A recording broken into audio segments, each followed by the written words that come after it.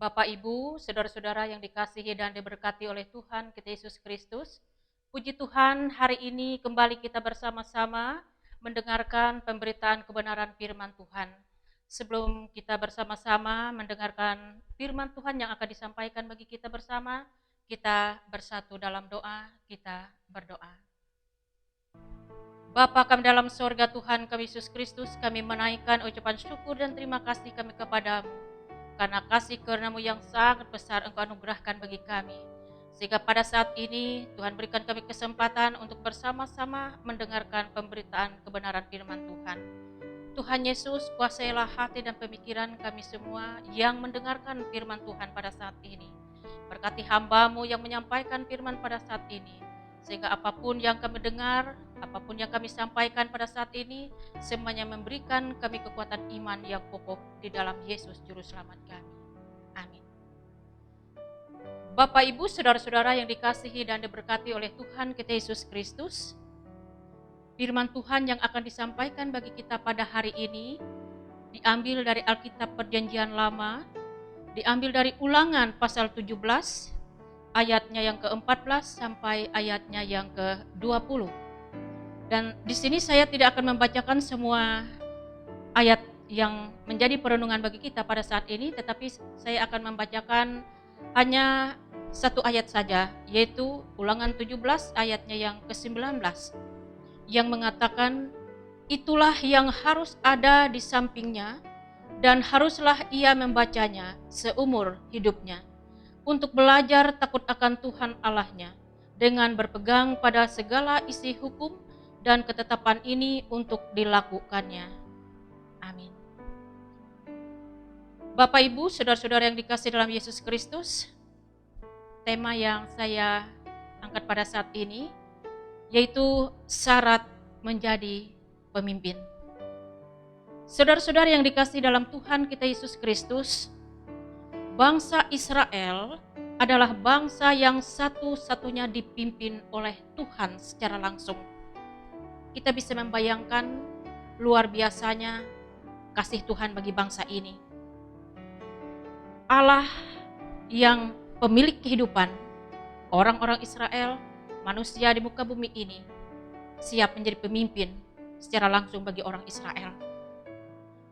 Seharusnya mereka tidak memiliki raja seperti bangsa-bangsa di sekitarnya. Tetapi pada suasana saat ini, bangsa Israel ingin memiliki seorang raja manusia. Seperti bangsa lainnya, itu kita bisa lihat dalam ayat yang ke-14, sebagai umat yang ia kasihi, sebagai umat yang ia pilih untuk diberkati, Tuhan benar-benar mengasihi umatnya, terus umat Israel pada saat ini. Karena itu, dalam nas yang diperhadapkan bagi kita pada saat ini, ia memberikan syarat yang harus diperhatikan oleh mereka apabila ada seorang raja atas Israel. Tuhan mengatakan raja itu harus dipilih oleh Tuhan sendiri. Dan ia mengatakan raja itu harus diangkat dari antara orang Israel. Tuhan mengatakan raja tidak boleh memiliki banyak kuda. Raja tidak boleh memiliki banyak istri. Raja tidak boleh memiliki banyak emas, perak. Kuda, masa itu bukti kekuatan seseorang. Emas dan perak ukuran pasti tingkat kekayaan seorang raja. Sedangkan istri menunjukkan kepada kekuasaan yang menyangkut daerah atau kerajaan. Taklukan sang raja yang bersifat politis. Apabila raja mengandalkan semua ini, seperti banyak istri, banyak harta,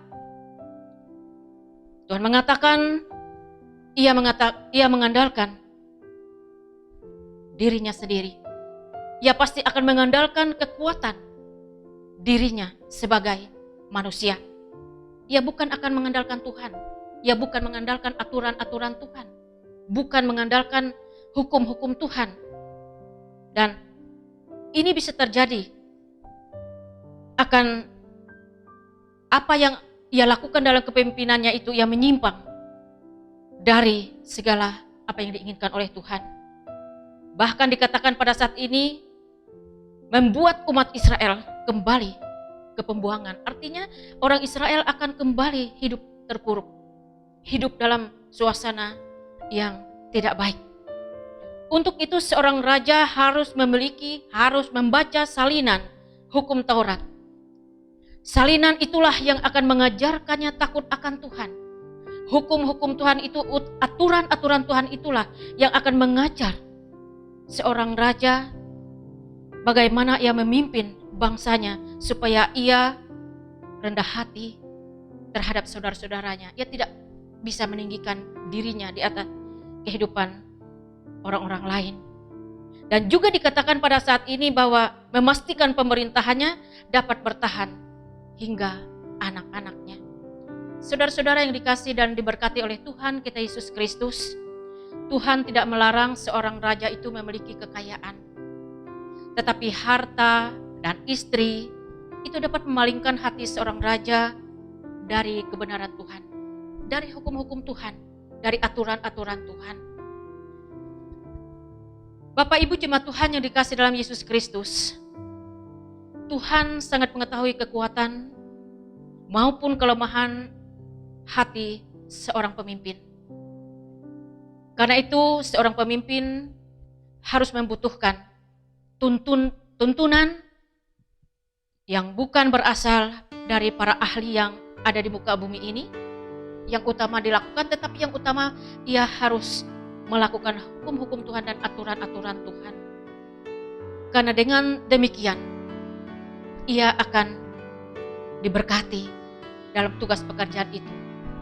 Tugas pekerjaannya akan mendatangkan damai sejahtera atas bangsa. Saudara-saudara yang dikasihi dan diberkati oleh Tuhan kita Yesus Kristus, memiliki kesempatan untuk menjadi seorang pemimpin adalah hak yang sangat istimewa. Berhati-hatilah agar tidak menyimpang dari aturan Tuhan, dari hukum-hukum Tuhan. Juga jangan mengandalkan kekuatan diri sendiri. Apabila memilih seorang pemimpin, pilihlah seorang yang rendah hati. Pilihlah seorang yang hanya mengutamakan kehendak Tuhan di atas kepentingan pribadi, di atas kepentingan kelompoknya. Karena dengan demikian, kepemimpinan yang ia lakukan, kepemimpinan yang diberkati, yang terus-menerus mendatangkan damai sejahtera, kesejahteraan, dan sukacita atas semua orang. Amin. Kita bersama-sama berdoa, kita berdoa. Bapa kami dalam surga, Tuhan kami Yesus Kristus, kami menaikkan ucapan syukur dan terima kasih kami kepadamu karena kasih setiamu yang tidak berkesudahan. Hari ini Tuhan Yesus, karena kasih-Mu lah kami boleh mendengarkan firman Tuhan pada saat ini. Kami sangat menginginkan setiap orang yang mendengarkan firman Tuhan pada saat ini sungguh-sungguh memahami firman ini dan hidup di dalamnya. Bapa dalam surga, Tuhan kami Yesus Kristus, pada suasana saat ini kami bersama-sama ingin menyerahkan seluruh kehidupan saudara-saudara kami yang pada saat ini dalam pergumulan mereka masing-masing. Ketika mereka dalam keadaan sakit, Tuhan sembuhkan mereka. Ketika mereka menghadapi duka cita, hiburkanlah mereka Tuhan Yesus. Begitu juga ketika kami bersama-sama menghadapi suasana sulit karena pandemi COVID-19 pada saat ini. Tuhan Yesus, Engkau melihat kami tidak bebas untuk beraktivitas.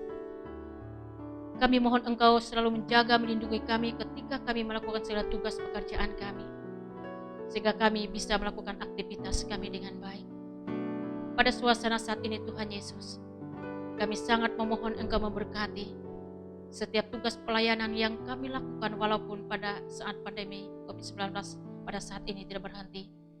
Kami yakin percaya apapun yang kami lakukan dalam pelayanan bagi jemaat-Mu membawa suatu sukacita kebahagiaan, karena di dalamnya selalu membawa kekuatan iman yang sangat kuat. Karena itu berkatilah setiap orang yang mendengarkan firman-Mu pada saat ini. Karena firman Tuhan akan memberikan kami kekuatan iman untuk menjalani hari-hari kehidupan kami di dunia ini dengan baik. Bapa dalam surga Tuhan kami Yesus Kristus, kami pada suasana saat ini ingin berdoa bagi seluruh kehidupan keluarga-keluarga Kristenmu. Engkau berkati sehingga damai dan sejahtera bertata berkuasa di dalamnya. Anak-anak kami pada saat ini tidak bisa masuk sekolah, Tuhan Engkau berkati. Walaupun mereka belajar di rumah, kami yakin percaya Tuhan tetap memberikan mereka kasih dan berkat, supaya mereka tetap pintar, pandai, cerdas.